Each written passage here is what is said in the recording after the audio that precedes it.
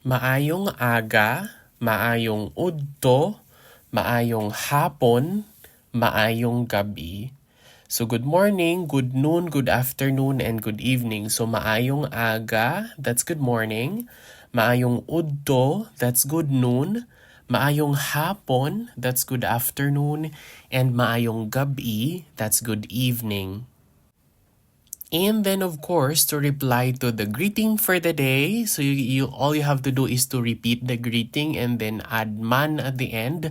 Man in English means to or also. So if someone says maayong aga to you, you can reply with maayong aga man. If someone says maayong udto to you, you reply with maayong udto man.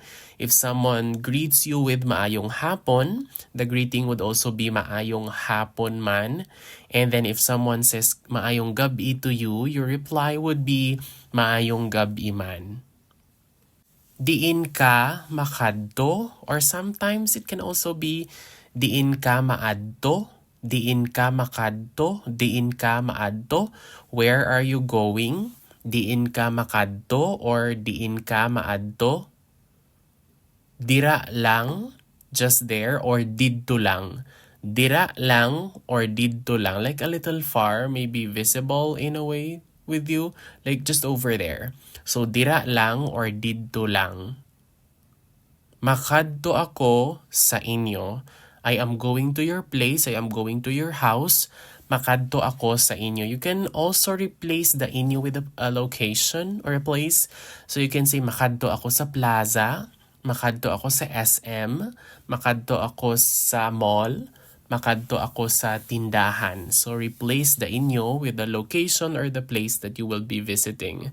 Makadto ako sa inyo, makadto ako sa tinda.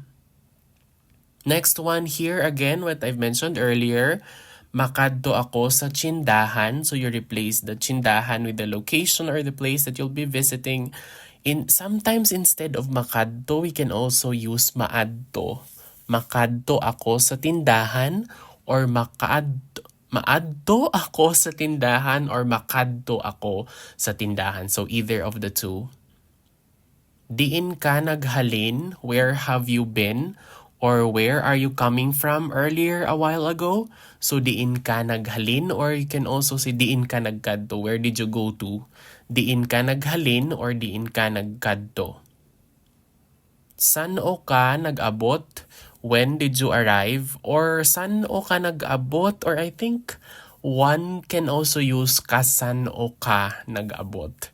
San o ka nag-abot or kasan o ka nag-abot? When did you arrive?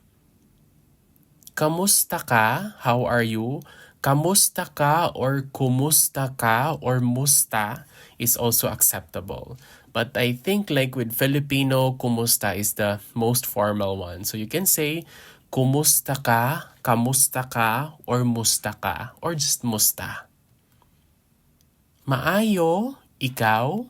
I'm fine. Maayo means fine or good. And ikaw is you. So I'm good or I'm fine. How about you?